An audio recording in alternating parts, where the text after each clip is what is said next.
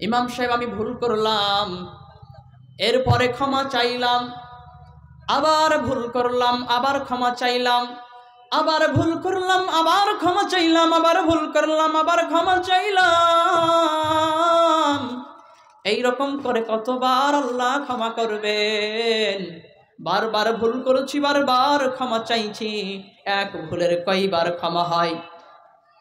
যদি একবার ভুল হয়, মারে যে বলি মা ভুল করেছি আমি, ক্ষমা করবেন আমার মা।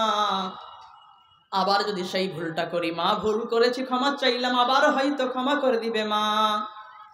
আবার হয়তো ভুল করেছি, আমার ক্ষমা চাইলাম, ভুল করেছে রে মা, আমারে তুমি ক্ষমা করে দাও মা, আমি জানতে পারি নাই, ভুল করে ভুল হয়ে গিয়েছে, আমার ভুলটা ক্ষমা করে দাও।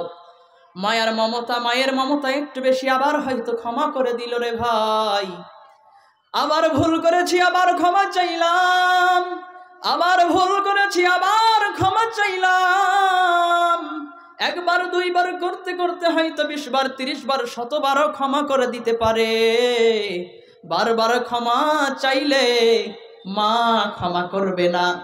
মানুষের নেচার, মানুষের স্বভাব, একবার দুইবার 3-4 বার ক্ষমা করতে পারে। বারবার যদি ভুল করো, মামার বাড়ি পাইছস কয়বার ভুল করো, কিন্তু আল্লাহ রাব্বুল আলামিনের দরবারে যদি শত শত বার যদি ভুল করেন আর ক্ষমা চান, আল্লাহ একটা বারও বলবে না বান্দা কিছুক্ষণ আগে না তুই ক্ষমা চাইলি, আবার ভুল করতেছস, আমি তোরে ক্ষমা করব না। এই কথা যে বলা জানে না, যারা দ্বারাই এই কথা বলা অসম্ভব, তিনি হলেন আমার আল্লাহ। আল্লাহ একবারও বলবে না বান্দা এই তো কিছুক্ষণ, কয়েক সেকেন্ড, কয়েক মিলি সেকেন্ড আগে ভুল করলি, তোরে ক্ষমা করলাম, আবার ক্ষমা চাইছস, এ কথা আমার আল্লাহ বলবেন না। আল্লাহর অনেক না। বন্ধু গো যেও ভুলে, প্রভাতে যে হবে বাসি, সন্ধ্যায় সে ফুল রেখো না তুলে, ও পবনে তবু ফোটে যে গোলাপ, প্রত্যহ তুমি জাগি, জানি আমি জানি তুমি সেথা যাও, তার গন্ধ সুমিমা লাগি। সমস্ত প্রশংসা ও গুণগান সে মহান রব্বুল আলামিনের জন্যে, যার অশেষ দয়া, করুণা ও মেহেরবানিতে আমরা সকলে একত্রিত হয়েছি। সে মহান রব্বুল আলামিনের প্রশংসা করি আলহামদুলিল্লাহ। তারিফের তদুদ জনাবে মুহাম্মদুর রাসূলুল্লাহ সাল্লাল্লাহু আলাইহি ওয়াসাল্লাম, তার প্রতি লাখো কোটি দরুদ বর্ষিত হোক। আল্লাহুম্মা সাল্লি আলাইহি, আল্লাহুম্মা বারিক আলাইহি। সর্বপ্রথম আমি আমার ভাইদেরকে একটা ছোট্ট রিকোয়েস্ট বা একটা অনুরোধ করতে চাই। যারা আশেপাশে ঘোরাঘুরি করছেন, আমি আপনাদেরকে অনুরোধ করছি, অনুগ্রহ করে আপনারা জলসা মাহফিলে একটু আসার চেষ্টা করুন। যদি আপনারা আমার সামনে যদি আসার চেষ্টা করেন, একটু কষ্ট করেন, তাহলে কিছু না করতে পারলেও ইনশাআল্লাহ আপনার ক্ষতি আমরা ইনশাআল্লাহ করব না। আর কিছু পারি আর না পারি ইনশাআল্লাহ কোরআন ও হাদিসের মূল্যবান কিছু কথা আপনাকে ইনশাআল্লাহ আমরা শোনাতে পারবো। অতএব আমি আপনাদেরকে অনুরোধ করছি, অনুগ্রহ করে আপনারা জলসার মাহফিলে একটু আসার চেষ্টা করুন। আর আশেপাশে যারা আসেন একটু সামনে বসার চেষ্টা করুন। যারা কোরআন ও হাদিসের কথা শ্রবণ করতে চান এবং সেটাকে প্রাধান্য দিতে চান, মানতে চান, সেটা সংক্ষেপ হোক, অনেক কম হোক, সাধারণ হোক, ইনশাল্লাহ 2-1 মানুষ হলেও আপনাদেরকে শোনাবো। যদি আল্লাহ রাব্বুল আলামিন আমার এই কথাবার্তার দ্বারায়, কোরআন ও হাদিসের দ্বারায় যদি একজন মানুষেরও জীবন ন্যূনতম যদি পরিবর্তন আনা সম্ভব হয়, ইনশাআল্লাহ আল্লাহ রাব্বুল আলামিন তার প্রতিদান অবশ্যই দেবেন। আজকে আমি আপনাদের সম্মুখে যে বিষয়টি নিয়ে উপস্থিত হয়েছি, সে বিষয়টির নাম হচ্ছে তাওবা। এই সম্পর্কে সংক্ষিপ্ত সময়ে সংক্ষিপ্তভাবে কয়েকটা গুটি কথা বলেই আমার এই সংক্ষিপ্ত বক্তব্য ইতি করতে চাই। ওমা তৌফিক ইল্লা বিল্লাহ। মানবের মধ্যে সাউন্ডটাকে একটু নর্মাল করবেন, হ্যাঁ, মানে আমার বেশি ভয়েসটা মোটা হয়ে গেছে, অত মোটা না, ম্যাচ করছে না, হ্যাঁ, একটু নর্মাল করেন। যদি আমরা 12টা মাসের দিকে লক্ষ্যপাত করি, একটু দৃষ্টি আকর্ষণ করি, তাহলে 12টা মাসের মধ্যে, আচ্ছা বাচ্চা এইদিকে, বাচ্চাগুলো তোমরা একটু সাইডে চলে যাও, এইদিকে একটু ভলেন্টিয়ার একটু লক্ষ্য করেন তো, এখানে কথা বা আওয়াজ করলে কিন্তু বক্তব্য দেওয়া সম্ভব হবে না। বাচ্চারা একটু সাইডে চলে যাও, তোমরা ওই সাইডে খেলাধুলা করো। যদি 12টা মাসের দিকে লক্ষ্যপাত করা হয়, তাহলে আমরা যদি একটু দৃষ্টি আকর্ষণ করি বা ভ্রুক্ষেপ করে দেখি, তার মধ্যে একটা মাস আমরা সব থেকে ভালো হতে পারি, পিওর হতে পারি, স্বচ্ছ হতে পারি, নিজেকে পরিশুদ্ধ করতে পারি, সেই মাসটার নাম হচ্ছে রমাদানুল মুবারক। তো এই রমজান মাসে কিন্তু একটা বড় ফজিলত হচ্ছে যে শয়তান কিন্তু আমাদেরকে আক্রমণ করতে পারে না। শয়তানের আক্রমণত্ব থেকে আমরা বাঁচতে পারি যেই মাস, সেই মাসের নাম হচ্ছে রমাদানুল মুবারক। তো এই রমজান মাসে শয়তান আমাদের উপর প্রভাব খাটাতে পারে না। ফলে কি হয়, আমরা নিজেকে অনেকটাই পরিশুদ্ধ করতে পারি, নিজেকে চেঞ্জ করতে পারি। তো এই রমজানের পরেই শাওয়াল মাসের 1ম তারিখ ঈদের দিনই শয়তান কিন্তু ছাড় পায়। ছাড় পাওয়ার সঙ্গে সঙ্গে আমরা যেমন আল্লাহর কাছে তওবা করি, ফিরে আসি যে আল্লাহ যেটাই হয়ে যাক না, যে কোনো অবস্থায় নামাজ আমরা পড়ব, নামাজ আমরা ছাড়ব না। শয়তান আমাদেরকে অশ্বাসা দিবে, কুমন্ত্রণা দিবে, শয়তান আমাদেরকে অন্যায় কাজে নিপতিত করবে, শয়তান আমাদেরকে ধরবে, শয়তান আমাদেরকে ছাড়বে না। ইনশাআল্লাহ আমরাও ইসলামকে ধরবো, আমরাও দিনকে ধরবো, আমরাও ধর্মকে ধরবো, কিন্তু ধর্মকে আমরা ইনশাআল্লাহ ছাড়বো না। এ প্রতিজ্ঞা যেমন একজন মুসলিম নেয়, এইরকমই সঙ্গে সঙ্গেই শয়তানেরা যখন ছাড় পায়, তখন তারা কি কাজ করে? তাদের প্রথম কাজ হয় ডিজে পার্টি দিয়ে তারা এই দিনকে উদযাপন করে, যে মানুষকে এখন কুমন্ত্রণা দিতে হবে। এ সম্পর্কে আল্লাহ রাব্বুল আলামিন কোরআনুল কারীমের মধ্যে বর্ণনা দিচ্ছেন, ডেসক্রিপশন দিচ্ছেন। সেটা কি? আল্লাযী ওয়াসওয়িসু ফি সুদুরিন নাস, মানুষের অন্তরে এসে কুমন্ত্রণা দেয়, মানুষের সঙ্গে অনেক আপন হওয়ার চেষ্টা করে। শয়তান এসে বলে না যে আমি তোর শত্রু, আমি তোকে খারাপের দিকে নিপতিত করছি, নিক্ষেপ করছি। শয়তান আপন সাজার চেষ্টা করে। কেমন করে? শয়তান আপনাকে ছলে বলে কৌশলে খারাপের দিকে নিপতিত করে। তো আমরা আমাদের জীবনটা খারাপ করে ফেললাম, জীবনটা লস করে ফেললাম, আজীবন নোংরামির মধ্যে নিপতিত হলাম, খারাপ কাজ করলাম। এবার আপনার আমার মাইন্ডে এটা ক্রিয়েট হয়, এটা উদ্ভাবন হয়। আমরা ভাবি যে আজীবন যে গুনাহ করলাম, অপকর্ম করলাম, যেই পাপগুলো করলাম, এই পাপগুলো কি ইরিজ করা সম্ভব? এই পাপগুলো কি মুছে ফেলা সম্ভব? আমি যে ভুল কাজ করেছি এইগুলো থেকে কামব্যাক করা, ফিরে আসা, এটা কতটা সম্ভব? আমাদের হয়তো অনেকের মধ্যে যারা যুবক আছি, অল্প বয়সে আমরা ভালোবাসার মতো, জেনার মতো অপকর্ম করে থাকি। এইগুলো কি ক্ষমা হতে পারে? না দিল হোতা না দিল রোতা, না দিল হোতা না দিল রোতা, না দিল দিল সে জুদা হোতা, না তুমি ইতনে হাসি হতে, না দিল তুম পে ফিদা হোতা। তো ভালোবাসার মায়াজালে বর্তমান নিচার বা স্বভাবের কারণে আমরা জড়িয়ে পড়ি। তো এই ফাঁদ থেকে পেরিয়ে এসে আমাদের পূর্বের অপকর্মগুলোকে, যে অবৈধ মহিলার সঙ্গে কথাবার্তা বলেছি ফোনে, যেইগুলো একজন স্বামী ও স্ত্রী ছাড়া বলা জায়েজ নয়, তাহলে এই জিনা করার কারণে আমাদের যে ভুল হয়েছে, অপকর্ম হয়েছে, সেইগুলো কি মুছে ফেলা সম্ভব? আল্লাহর কাছে কি ভালো মানুষ হওয়া সম্ভব? এই সম্পর্কে আমাদের সামান্য সামান্য অনেকের ধারণা, নানান চিন্তাধারা হতে পারে। আসুন আমি সেই বিষয়গুলোর সংক্ষিপ্ত সময়ের মধ্যে সেই ডাউটগুলো আমি একটু ক্লিয়ার করার চেষ্টা করি। কোরআন আমাদের এই সম্পর্কে কি ধারণা দেন? আল্লাহ রাব্বুল আলামিন কোরআনুল কারীমের মধ্যে বর্ণনা দিচ্ছেন। সেটা কি? ইয়া আইয়ুহাল্লাযীনা আমানু তুবু ইলাল্লাহি তাওবাতান নাসুহা। Ya ayyuhalladhina amanu, O you who has believed, repent to Allah with sincere repentance. আল্লাহ রাব্বুল আলামিন বলছেন, কি বলছেন?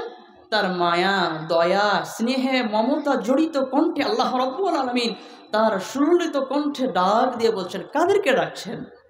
একটু থিঙ্কিং পাওয়ার দিয়ে বিষয়টা রিয়ালাইজ করার চেষ্টা করেন, অনুভব করার চেষ্টা করেন যে মহান আল্লাহ রাব্বুল আলামিন ইয়া আইয়ুহাল্লাযীনা আমানু বলে যে মায়া, দয়ার, স্নেহের ডাক দিচ্ছেন। আমরা যেমন সন্তানদেরকে কি বলি? সন্তানদেরকে বলি কলিজার টুকরা, নয়নের মণি, আব্বাজান, খোকা, বাবজান, বাছা, এই বলে সুর করে ডাক দেই না?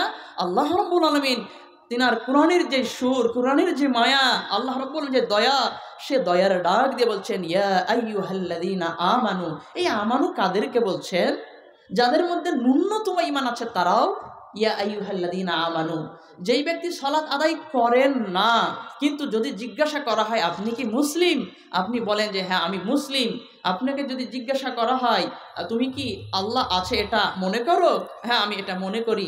তুমি কি নবী আকরাম সাল্লাল্লাহু আলাইহি সাল্লামের উপর ঈমান আনো, তুমি কি আখিরাতের প্রতি বিশ্বাস রাখো, সালাত আদায় করে না, এই ব্যক্তিও ঈমানদার। ঈমান আছে কিন্তু নামাজ না পড়ে তার ঈমান পারফেক্ট হয় না, কমপ্লিট কোনোদিনই হতে পারে না। গায়ের গরমে রক্তের গরমে যতই বলি, তো যেই ব্যক্তির ভিতরে যাররা পরিমাণ ন্যূনতম ঈমান আছে সেই ব্যক্তিও ইয়া আইয়ুহাল্লাযীনা আমানু। অতএব এখানে পাপাচারীদেরকে, ভালো মানুষকে, সকল শ্রেণীর সকল পর্যায়ের মানুষকে আল্লাহ রাব্বুল আলামিন তার মায়া স্নেহের ডাক দিয়ে বলছেন, কি বলছেন? ইয়া আইয়ুহাল্লাযীনা আমানু, ও ইমানদার বান্দাগণ, আল্লাহ রাব্বুল আলামিন ডাক দিয়ে বলছেন ইয়া আইয়ুহাল্লাযীনা আমানু তুবু ইলাল্লাহি তাওবাতান নাসুহা। ওরে আমার ইমানদার বান্দাগণ, তোমরা আজীবন গুনাহ করেছো, অপকর্ম করেছো, পাপ কাজ করেছো, সেই পাপের সঙ্গে জড়িত হয়ে গিয়েছো। আজীবন সালাত আদায় করো নাই, কোনোদিন কুরবানি করো নাই, হজ ফরজ হয়ে গিয়েছে করো নাই, গরিব মিসকিনের যেই দান রয়েছে যেটাকে যাকাত বলে আল্লাহ রাব্বুল আলামিন ফরজ করেছেন, এটা কোনোদিন আদায় করো নাই। সারা জনম চলে গিয়েছে, শেষ বয়সে বুড়া বয়সে এসেও যদি আপনি আল্লাহ রাব্বুল আলামিনের কাছে ক্ষমা চান, আল্লাহ রাব্বুল আলামিন সমস্ত শ্রেণীর মানুষকে ডাক দিয়ে বলছেন ইয়া আইয়ুহাল্লাযীনা আমানু তুবু ইলাল্লাহ। আল্লাহ রাব্বুল আলামিন ডেকে বলছেন তুবু ইলাল্লাহ, তোমরা আল্লাহর কাছে তওবা করো। তওবার শব্দের অর্থ হচ্ছে ফিরে আসো, তোমরা কাম ব্যাক করো।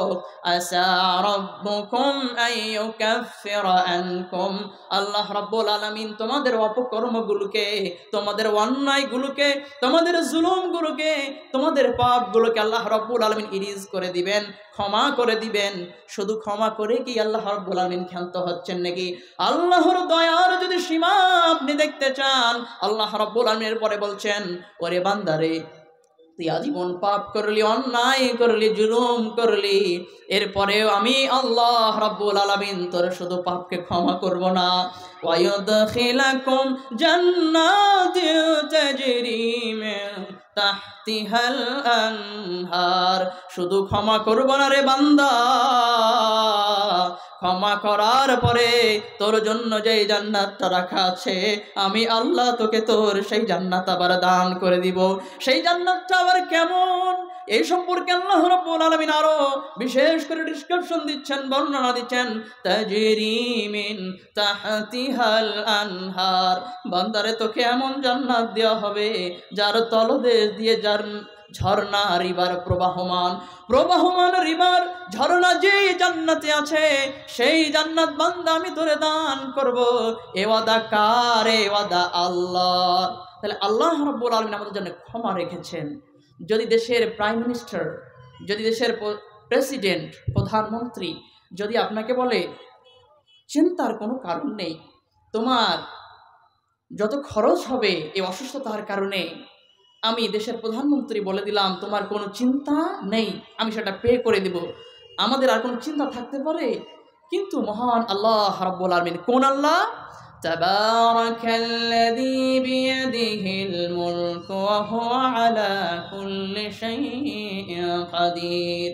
যার হাতে রয়েছে ক্ষমতা, যার হাতে রয়েছে পাওয়ার, যার হাতে রয়েছে রাজত্ব, সেই আল্লাহ রাব্বুল আলামিন বলছেন তিনি প্রতিটা বিষয়ের উপর ক্ষমতাবান। যেই আল্লাহ প্রতিটা বিষয়ের উপর ক্ষমতাবান, সেই মহা ক্ষমতাবান আল্লাহ রাব্বুল আলামিন বলছেন আমি ক্ষমা করে দিব। কিন্তু আমাদের বিশ্বাস হয় না। ইমাম সাহেব বলছে তাই, এ কি ক্ষমা হয়? আমি সারা জীবন যে পাপ করেছি, মানে আমাদের বিশ্বাস হয় না, আমরা বিষয়টা রিয়ালাইজড করতে পারি না, অনুভব করতে পারি না। আরে আমি আমার বোনের হক মেরে খেয়ে ফেলেছি রে ভাই। আরে ইমাম সাহেব, কারি সাহেব, আপনি জানছেন না আমি আমার আব্বার সঙ্গে খারাপ ব্যবহার করেছি, আপনি জানছেন না। আমি আমার মায়ের সঙ্গে খারাপ ব্যবহার করেছি, আমি তাদের সঙ্গে এখন ক্ষমাও নিতে পারবো না, তারা মরে গিয়েছে। আমি দেশের সব থেকে খারাপ মানুষ, আমার মতো খারাপ কেউ নেই। তার আর বিশ্বাস হয় না যে আল্লাহ রাব্বুল আলামিন ক্ষমা তাকে করতে পারেন। এই জন্য আল্লাহ রাব্বুল আলামিন আমাদেরকে একটা সূরা শিখিয়েছেন। সে সূরার নাম হচ্ছে সূরাতুল ফাতিহা। এটা আমরা সর্বসময় নামাজের মধ্যে পড়ি, কিন্তু শুধু পড়ি রে ভাই, এর অর্থ আমরা কেউ জানি না, আর জানার চেষ্টাও করি না। এর একটা আয়াত রয়েছে, আর রহমানির রহিম। আর রহমানির রহিম, পরম করুণাময় অসীম দয়ালু, পরম করুণাময় অসীম দয়ালু। এর আগেও একটা কথা আছে, যদি আপনারা কিছু না মনে করেন সে কথাটা বলবো ভাইজান। এর আগেও একটা কথা আছে, আল্লাহ রাব্বুল আলামিন বলছেন, কি বলছেন? আলহামদুলিল্লাহি রাব্বিল আলামিন। সমস্ত প্রশংসা জগৎ সমূহের প্রতিপালকের জন্যে, প্রতিপালক আল্লাহ রাব্বুল আলামিনের জন্যে। কোন আল্লাহ রাব্বুল আলামিনের জন্য যাবতীয় সকল প্রশংসা? আর রহমানির রহিম, যিনি পরম করুণাময় অসীম দয়ালু, পরম করুণাময় অসীম দয়ালু। এই আল্লাহ রাব্বুল আলামিনের জন্য প্রশংসা। কেন প্রশংসা করব?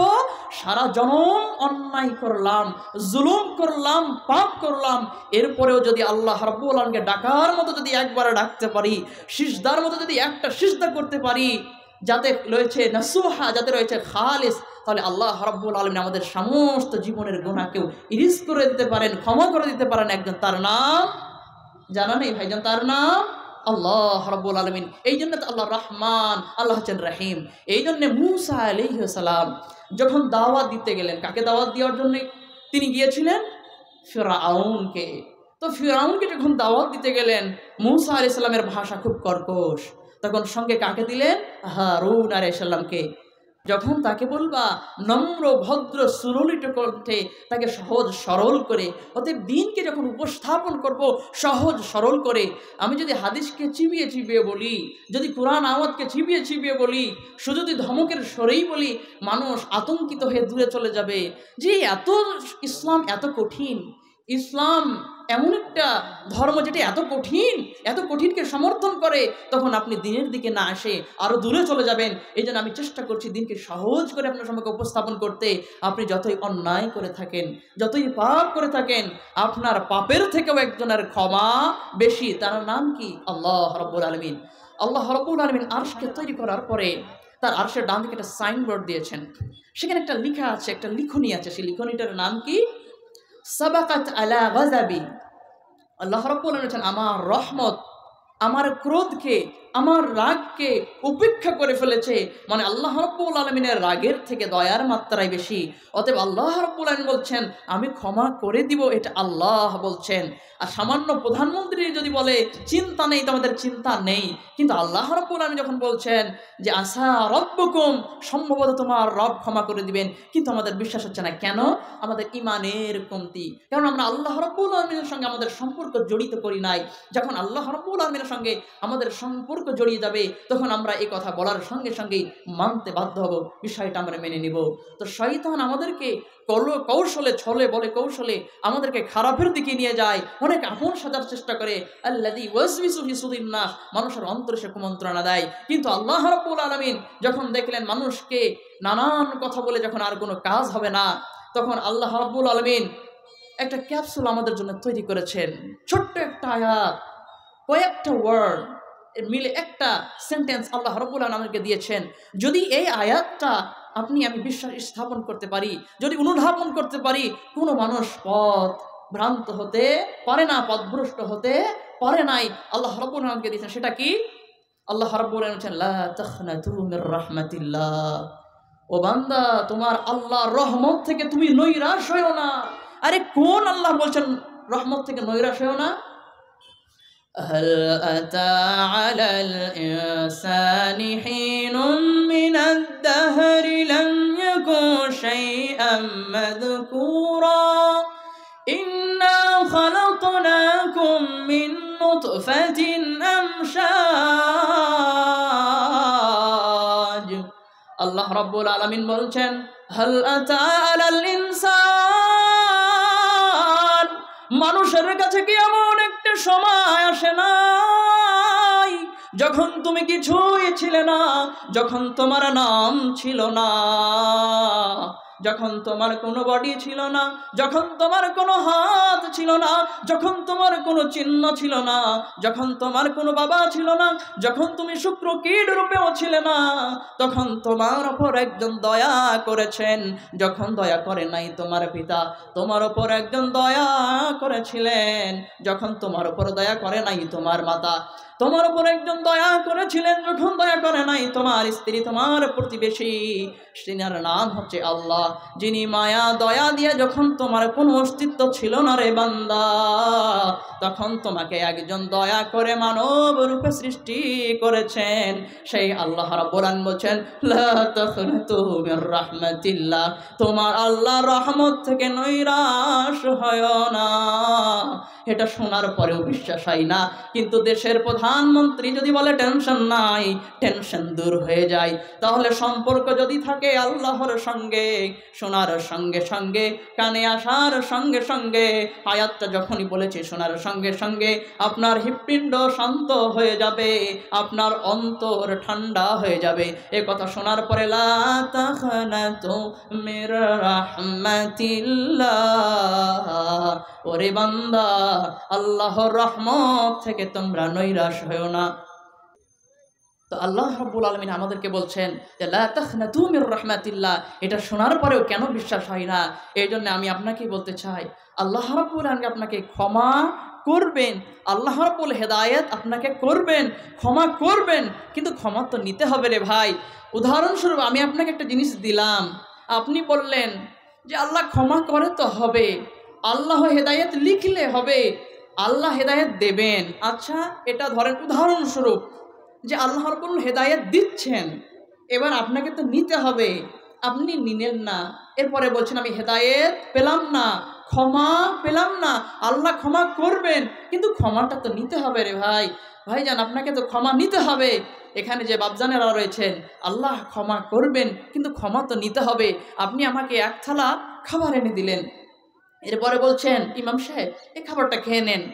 আমি বললাম নসিবে যদি থাকে তো খাওয়া হবে। ভাইজান খেয়ে নেন, অসুস্থ হবেন না। রে বাবু, অত বুঝি না, নসিবে যদি থাকে খাওয়া হবে, না খেলে অসুস্থ হবেন, বোঝার চেষ্টা করুন। আমাকে বোঝায় না বাবু, আমি খুব বুঝি, রোজিতে থাকলে নসিবে থাকলে ঠিক পেটে যাবে। কিয়ামত পর্যন্ত না খেলে পেটে যাওয়া সম্ভব? তাহলে আল্লাহ রাব্বুল আমিন ক্ষমা করবেন, ক্ষমাটা তো নিতে হবে। আল্লাহ আমাদেরকে হেদায়েত দেবেন, হেদায়েত তো নিতে হবে।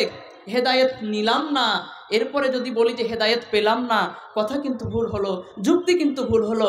এই জন্য কেউ রাগান্বিত হবেন না। হয়তো আমার কথাবার্তা ভুল হয়ে যেতে পারে, আমি মানুষ, আমাকে ক্ষমা করবেন, কিন্তু আল্লাহ রাব্বুল আলামিন আপনাকে ক্ষমা করবেন, আপনাকে ক্ষমা নিতে হবে। এবার আপনার আমার মধ্যে, সাধারণ মানুষের মধ্যে একটা কমন একটা প্রশ্ন, সকলের কাছে যে প্রশ্নটা হয় সেটা কি? ইমাম সাহেব আমি ভুল করলাম, এরপরে ক্ষমা চাইলাম, আবার ভুল করলাম, আবার ক্ষমা চাইলাম, আবার ভুল করলাম, আবার ক্ষমা চাইলাম, আবার ভুল করলাম, আবার ক্ষমা চাইলাম। এইরকম করে কতবার আল্লাহ ক্ষমা করবেন? বারবার ভুল করেছি, বারবার ক্ষমা চাইছি, এক ভুলের কয়বার ক্ষমা হয়? এই জলটা দেখি, এক ভুলের কতবার ক্ষমা হয়? যদি একবার ভুল হয়, মারে যে বলি মা ভুল করেছি আমি, ক্ষমা করবেন আমার মা। আবার যদি সেই ভুলটা করি, মা ভুল করেছি ক্ষমা চাইলাম, আবার হয়তো ক্ষমা করে দিবে মা। আবার হয়তো ভুল করেছি, আমার ক্ষমা চাইলাম, ভুল করেছে রে মা, আমারে তুমি ক্ষমা করে দাও মা, আমি জানতে পারি নাই, ভুল করে ভুল হয়ে গিয়েছে, আমার ভুলটা ক্ষমা করে দাও। মায়ের মমতা একটু বেশি, আবার হয়তো ক্ষমা করে দিল রে ভাই। আবার ভুল করেছি, আবার ক্ষমা চাইলাম, আবার ভুল করেছি, আবার ক্ষমা চাইলাম। একবার দুইবার করতে করতে হয়তো 20 বার 30 বার 100 বারও ক্ষমা করে দিতে পারে। বারবার ক্ষমা চাইলে মা ক্ষমা করবে না। মানুষের নেচার, মানুষের স্বভাব, একবার দুইবার 3-4 বার ক্ষমা করতে পারে। বারবার যদি ভুল করো, আমার বাড়ি পাইছস কয়বার ভুল করো, কিন্তু আল্লাহ রাব্বুল আলামিনের দরবারে যদি শত শতবার যদি ভুল করেন আর ক্ষমা চান, আল্লাহ একটাবারও বলবে না বান্দা কিছুক্ষণ আগে না তুই ক্ষমা চাইলি আবার ভুল করতেছস, আমি তোরে ক্ষমা করব না। এই কথা যে বলা জানে না, যারা দ্বারাই এই কথা বলা অসম্ভব, তিনি হলেন আমার আল্লাহ। আল্লাহ একবারও বলবে না বান্দা এই তো কিছুক্ষণ কয়েক সেকেন্ড কয়েক মিলি সেকেন্ড আগে ভুল করলি, তোরে ক্ষমা করলাম আবার ক্ষমা চাইছস, এ কথা আমার আল্লাহ বলবেন না। আল্লাহর অনেক নাম আছে, তার মধ্যে একটা নাম হচ্ছে গফফার, মানে ক্ষমাশীল। গফফার মানে ক্ষমাশীল, এটা মনে রাখেন, পয়েন্ট বি নোটেড, এটা নোট করে রাখেন বিষয়টা। আল্লাহ রাব্বুল আলামিন বললেন গফফার, আল্লাহ হচ্ছেন ক্ষমাশীল। আল্লাহ নবী করিম সাল্লাল্লাহু আলাইহি ওয়াসাল্লাম বলছেন কুল্লু বানি আদামা খাত্তা, প্রত্যেক আদম সন্তান হচ্ছে পাপী গুনাহগার। এই শব্দটা এই শেখাটা হচ্ছে ইসম মুবালেগা, যার অর্থ হচ্ছে অধিক পরিমাণে বোঝায়। মানে মানুষ এখন পাপ করলো তো কিছুক্ষণ পরে আবার পাপ করবে, আবার পাপ করলো তো আবার পাপ করবে, কিছুক্ষণ পরে তওবা করলো, ফিরে আসলো, কাম ব্যাক করলো, আবার কিছুক্ষণ পরে আবার জড়িয়ে যাবে। তো মানুষ পাপের পর পাপ করে, পাপের খাত্তা। তো আল্লাহ রাব্বুল আলামিন বলছেন তিনি হলেন গফফার। তো খাত্তাটা যেমন ইসম মুবালেগার শেগা, তেমনটাই আবার গফফারটা হচ্ছে ইসম মুবালেগার শেগা, যার অর্থ কি তিনি অধিক ক্ষমাশীল। তুমি যেমন পাপের পরে পাপ করতে পারো, আল্লাহ রাব্বুল আলামিন ক্ষমার পরে ক্ষমা করতে পারে। এই জন্য আল্লাহর একটা সিফাত হচ্ছে, একটা নাম হচ্ছে গফফার, তিনি ক্ষমাশীল। আর মানুষের একটা সিফাত হচ্ছে, মানুষের নাম হচ্ছে যে মানুষ হচ্ছে খাত্তা, পাপের পরে মানুষ পাপ করে। তো মানুষ পাপের পরে পাপ করে, এই জন্য মানুষের নাম হচ্ছে খাত্তা। আর আল্লাহ ক্ষমা করার পরে ক্ষমা করতে পারেন, এই জন্য আল্লাহর নাম হচ্ছে গফফার। আল্লাহ রাব্বুল আলামিন ফেরেশতা মণ্ডলীকে বললেন, কি বললেন? ইন্নী জাইলুন ফিল আরদি খলিফা, ও ফেরেশতা মণ্ডলী আমি পৃথিবীর বুকে এই জমিনে মানব সৃষ্টি করতে চাই, অধিপতি সৃষ্টি করতে চাই। জাইলুন ফিল আরদি খলিফা। ফেরেশতারা তখন মনে করলো আল্লাহ সৃষ্টি করলে আমাদের থেকে ভালো কোনো জাতি সৃষ্টি করবে না। তখন ফেরেশতারা বলল যে আল্লাহ আপনি অন্য জাতিকে সৃষ্টি করেন না, তারা মারামারি করবে, হানাহানি করবে, অতএব আমরাই আপনার ইবাদত করব, আমরাই আপনার প্রশংসা করব, অতএব মানব জাতিকে সৃষ্টি করার কোনো প্রয়োজন নাই। ফেরেশতারা কি বলল? যে মানব জাতিকে সৃষ্টি করার প্রয়োজন নাই।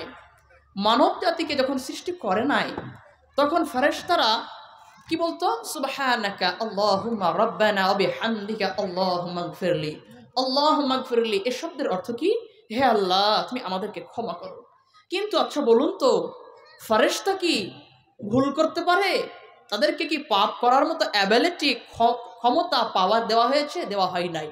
তাহলে তারা পাপ করতে পারে না। এরপরে বলছে আল্লাহ তুমি ক্ষমা করো, আমাদের অপকর্মগুলিকে ক্ষমা করে দিবেন। এই জন্য আল্লাহ রাব্বুল আলামিন বারবার করে প্রত্যেকটা মানুষের তো নাম ধরে ধরে বলতে পারেন নাই, এই জন্য এমন একটা শব্দ নিয়ে নিয়েছেন, সমস্ত বারবাকপুরের মানুষকে আল্লাহ রাব্বুল আলামিন ডাক দিয়ে বলছেন ইয়া আইয়ুহাল্লাযীনা আমানু। জাহান্নামে যখন আমাদেরকে নিক্ষেপ করা হবে, থ্রো করে ফেলে দেওয়া হবে, তখন জিজ্ঞাসা করা হবে ইদা উলকা ফিহা সামিউ লাহা শাহীকা ওয়া হিয়া তাফুর। যখন আমাদেরকে সেখানে ফেলা হবে তখন জাহান্নাম গর্জন করবে, আর জাহান্নামের রক্ষীরা বলবে আলাম খাজানাতুহা আলাম ইয়াতিকুম নাযীর, তোমাদের কাছে কি কোনো মানুষ যায়নি যিনি তোমাদেরকে এই কথাবার্তাগুলো বলবে? তখন আপনারা বলবেন হ্যাঁ আমাদের কাছে গিয়েছিল, আতিফ ইকবাল রহমানি গিয়েছিলেন আমাদের কাছে, ছোট্ট একজন বাচ্চা আমাদের ইমাম সাহেব ছিলেন, আমাদেরকে বলেছিলেন, আমরা সে কথা শুনেছি। যদি আপনারা না মেনে থাকেন তাহলে সেই দিন বলবেন আমাদেরকে বলেছিল, আমরা মনে করেছিলাম বাচ্চা মানুষ কি যে বলে, এগুলো হয়তো কোরআন হাদিসে নাই, এগুলো হয়তো বানাওয়ার কোনো মিথ্যা কথা, এইরকম ভেবেছিলাম। সেই দিন আফসোস করবেন ইয়া লাইতানি কুনতু তুরাবা, যদি আজ মাটি হয়ে যেতাম কতই ভালো হতো। অতএব সেই বিপদ থেকে ফিরে আসতে হবে।